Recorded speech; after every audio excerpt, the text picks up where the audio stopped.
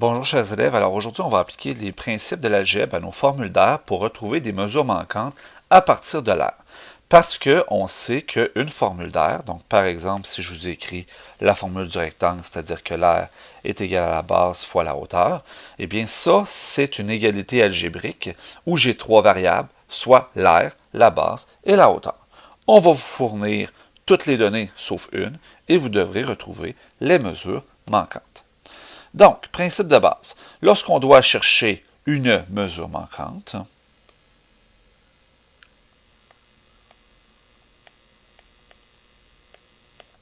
dans une figure géométrique, il est souvent nécessaire de connaître son aire ou son périmètre et d'avoir recours à l'algèbre. Les étapes à suivre, bien entendu, on commence, comme lorsqu'on calculait les aires, par poser la formule appropriée que vous devez connaître par cœur. Par la suite, on va remplacer les valeurs connues. On va résoudre grâce à la méthode de la balance et aux opérations inverses. Et on va valider notre solution. On va se faire aujourd'hui 4 exemples pour s'assurer d'avoir bien compris avant de passer aux exercices. On commence avec la formule la plus simple, soit le rectangle. Donc, si un rectangle donné a une aire de 196 cm², que sa base mesure 28 cm, quelle est sa hauteur? Donc, moi, ce que je vais vous suggérer, c'est d'écrire en marge et à noter qu'est-ce que valent vos mesures. Donc, un rectangle a une aire de 196, donc grand A égale 196. Sa base mesure 28 cm, donc petit b égale 28 cm. Et quelle est sa hauteur? Donc, la hauteur, c'est ce que je cherche. Je vais commencer. Donc, première des choses, j'aimerais toujours que vous ayez un titre, même s'il n'y a qu'une étape à partir de maintenant. Donc, je cherche la hauteur du rectangle. Donc, on va écrire hauteur du rectangle. Et on commence par la formule. Donc, A égale B fois H. Deuxième étape, on remplace les mesures que je connais. Donc, là, ici, je connais l'air. Donc, je vais remplacer l'air, le A, par 196. Est égal, ma base vaut 28 fois H. Puis 28 fois H, on s'entend que c'est 28H. Et là, je passe en mode algèbre, parce que je ne connais pas une valeur du côté droit de l'équation. Et donc, je vais aller chercher cette valeur-là. Comment est-ce que je vais faire pour trouver cette valeur-là? Bien, si j'applique mes principes d'algèbre, je dois diviser par 28 pour enlever le fois 28, mais je dois aussi diviser par 28 de l'autre côté.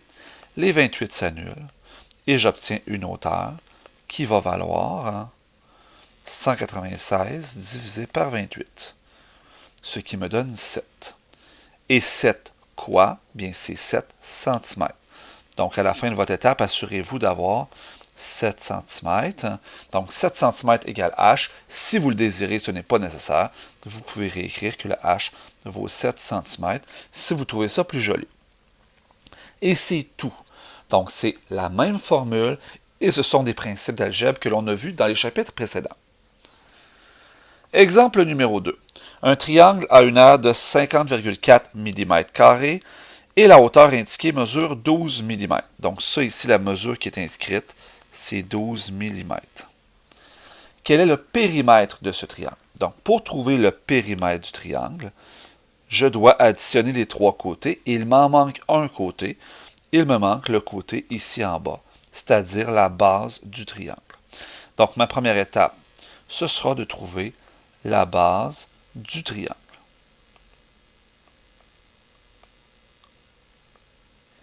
Je commence. Je suis dans un triangle, je commence avec la formule du triangle. Donc la formule A égale B fois H sur 2. Ensuite, je remplace les mesures pertinentes. Donc je sais que l'air c'est 50,4 égale ma base, je ne la connais pas, B, fois ma hauteur qui vaut 12, divisé par 2. Et là, on fait attention. Il y a plusieurs façons de le faire. On peut faire toutes les opérations inverses. Moi, personnellement, ce que je préfère, c'est de réduire mon expression lorsqu'il y a plus qu'un nombre. Donc, b fois 12 sur 2, là, cette partie-ci, ça se réduit. b fois 12 sur 2. Bien, b fois 12, ça fait 12b. Et 12b divisé par 2, ça fait 6b. Donc, on ramène ça à 50,4 est égal à 6b. Et 6b, 6 fois b, c'est super facile à résoudre. Il suffit de diviser par 6 de chaque côté de l'égalité pour obtenir ma valeur de b. Les 6 s'annulent, hein, et je dois faire 50,4 divisé par 6 pour trouver ma valeur qui va être de 8,4 mm. 8,4 mm. Ça, c'est ma première étape. Je viens de trouver que la base vaut 8,4 mm. En passant, tout à l'heure, j'ai un petit peu passé par-dessus ce que je vous avais demandé. C'est-à-dire que je vous suggère d'annoter que l'R grand A vaut 50,4 et que le H vaut 12 mm. Puis après ça, on pourrait s'écrire par exemple que P majuscule, c'est ce que je cherche. Bon, là j'ai la base du triangle. Je veux le périmètre. Donc, deuxième étape, je cherche le périmètre. Mon périmètre, P égale, okay, je n'ai pas de formule à écrire, le périmètre c'est l'addition des côtés. Donc, c'est 13,2 fois 2, ou 13,2 plus 13,2, plus 8,4 qui est ma base. Donc, j'additionne ici mes trois côtés pour trouver mon périmètre. Et ça, 13,2 fois 2 plus 8,4, ça va me donner 34,8. C'est sûr qu'avec un crayon, ça irait mieux. 34,8 mm. Et ça complète mon numéro 2.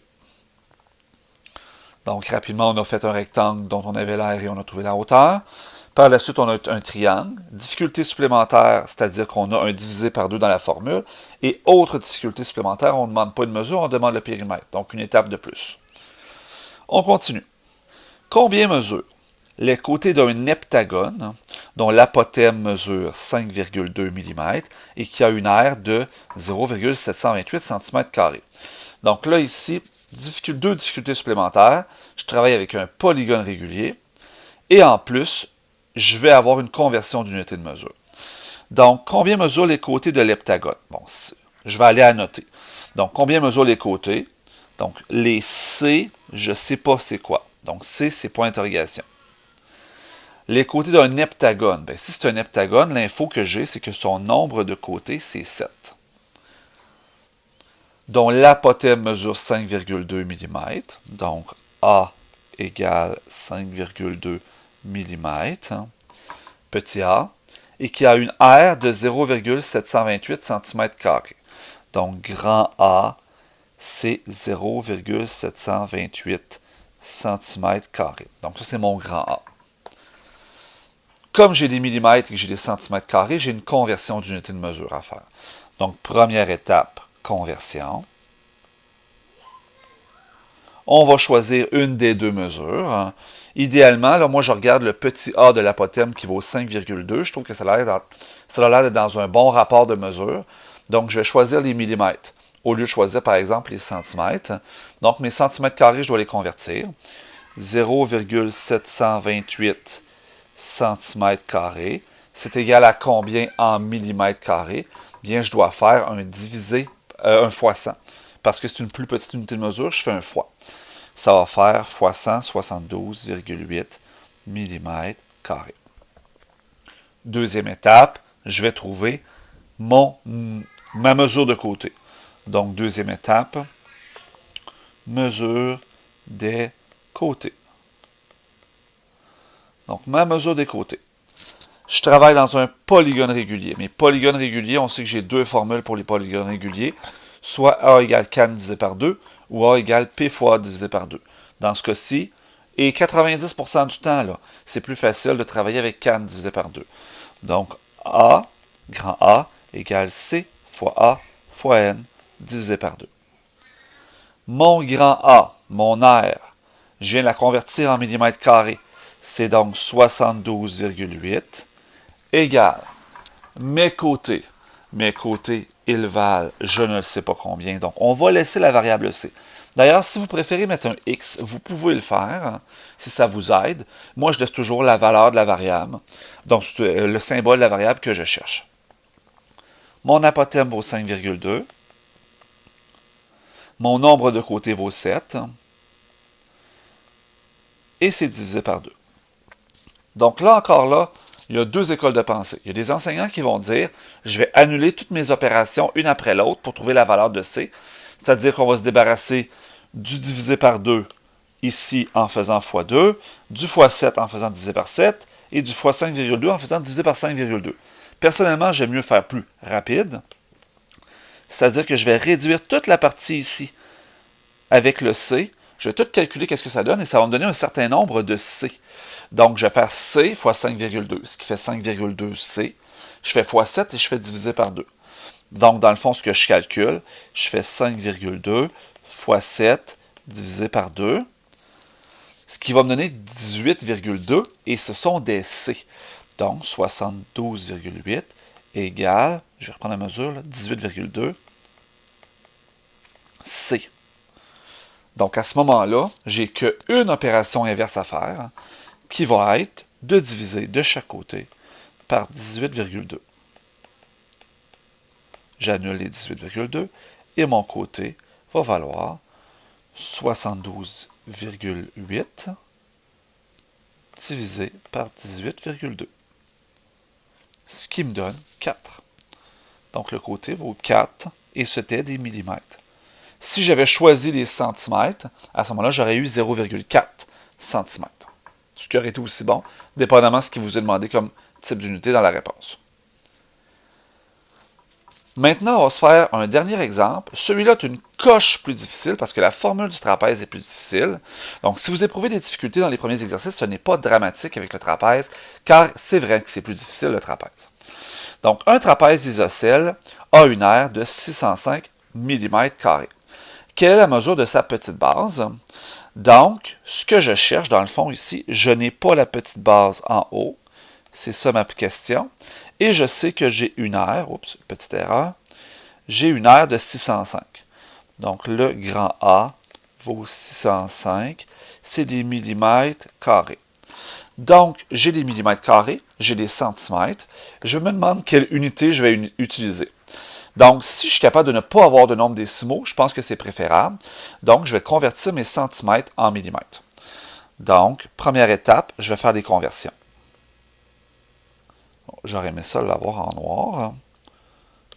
Donc, première étape, je fais mes conversions.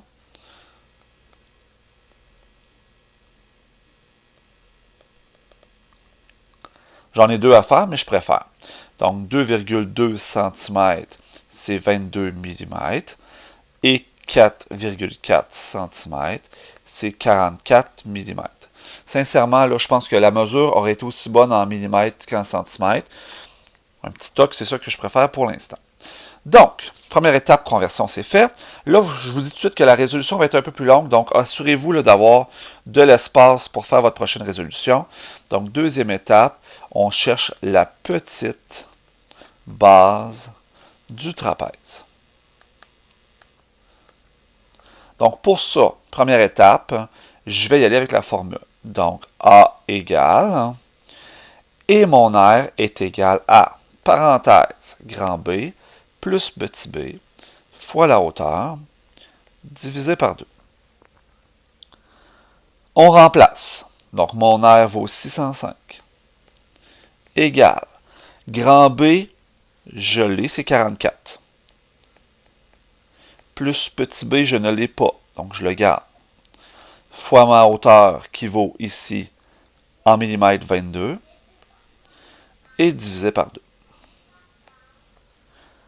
Pas divisé par 22, divisé par 2. Bon, une fois que j'ai fait ça, dans les exemples précédents, j'ai réduit au complet. Là, la parenthèse, il faut faire attention.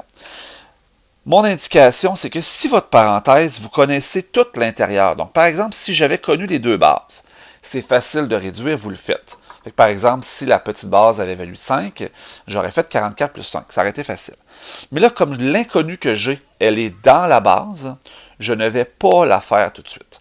Ce que je vais réduire, moi, je vais réduire le 22 avec le 2 ici, dans une première étape.